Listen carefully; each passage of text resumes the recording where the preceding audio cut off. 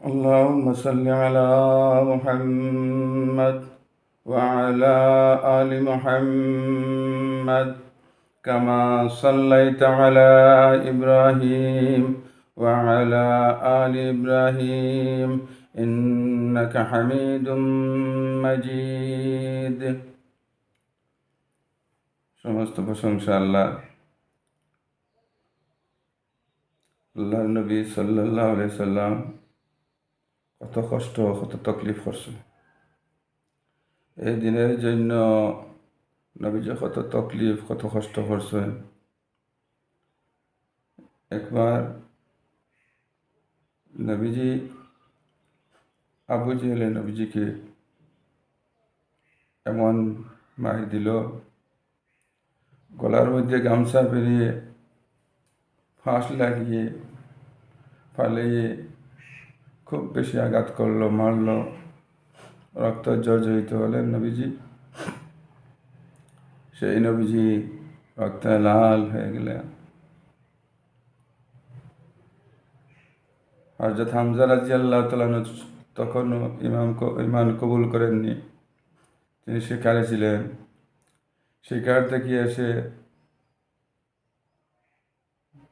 দেখলেন রাসূল সাল্লাল্লাহু আলাইহি ওয়াসাল্লাম রক্ত জর্জরিত, সমস্ত শরীর রক্ত। মা ফাতিমা রাদিয়াল্লাহু তাআলা রক্ত মুছতেছে।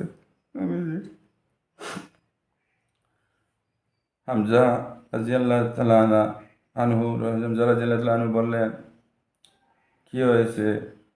বলে, আবু জেহেল মেরেছে।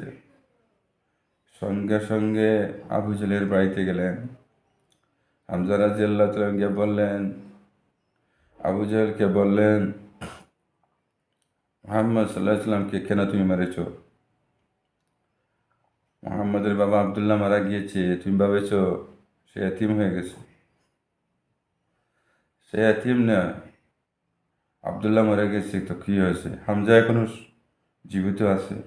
সেই কথা বলে আবু জেহেলের মাথার মধ্যে তীর দিয়ে একটি বাড়ি মাথার মধ্যে মারি মাথা ফাটিয়ে দিলেন। রক্ত, আবু জেহেলের রক্ত গলগলি বাহিতে লাগলো। তারপরে হামজা রাদিয়াল্লাহু তাআলা নবীজির বাড়িতে ইয়া পৌঁছলেন। পৌঁছে বললেন, ভাতিজা, আমি বদলা নিয়ে এসেছি। আমি তার মাথা ফাটিয়ে দিয়েছি, আবু জেহেলের মাথা ফাটিয়ে দিয়েছি, তার রক্ত মাথা হইতে পড়তেছে। আল্লাহ নবী সাল্লাল্লাহু আলাইহি ওয়াসাল্লাম শোয়াচ্ছিলেন। তিনি বললেন, হে চাচা,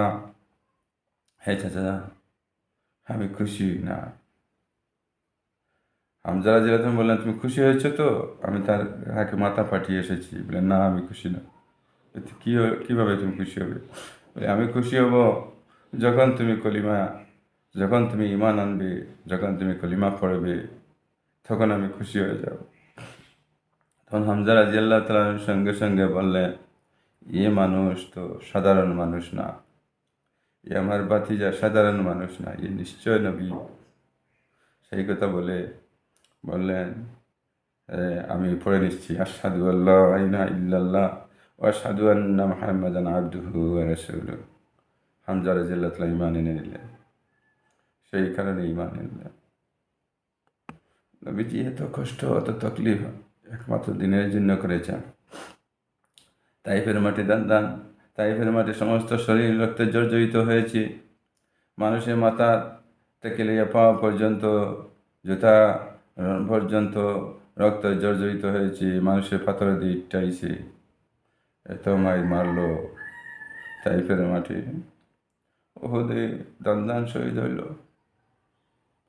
এইভাবে নবীজি কত কষ্ট কত তকলিফ করলেন। নামাজের সিজদার হালাতে নবীজি পিঠির মধ্যে উটের বর রেখে দিত। দুশমনেরা নবীজি মাথা উঠাইতে পারতেন না। এইভাবে অনেক কষ্ট করেছেন সেই নবী। আমাদের সামনে নবীজি দিন রেখে গিয়েছেন, আমাদের সামনে থেকে দিন চলে যাইতেছে। মানুষ মসজিদে খালি, বাজার ভর্তি, মসজিদে মানুষ কম, বাজারে মানুষ বেশি। নামমাত্র মুসলিম, নামমাত্র ইসলাম, এইভাবে আমরা চলতেছি। ইসলামের হুকুম কি, নবীর তরিকা কি, আল্লাহর আদেশ কি, সেটা যদি থাকে না তাহলে মুসলিম কীভাবে হব? কীভাবে মুসলিম হলাম? মুসলিম তো আত্মসমর্পণকারীকে বলা হয়, আল্লাহর হুকুম মান্যওয়ালাকে বলা হয়, নবীজির তরিকা মান্যওয়ালাকে বলা হয়। আল্লাহ তালা আমাদেরকে সহি বুঝ বোঝার তৌফিক দান করে এবং আমলে জিন্দগি নসিব করে।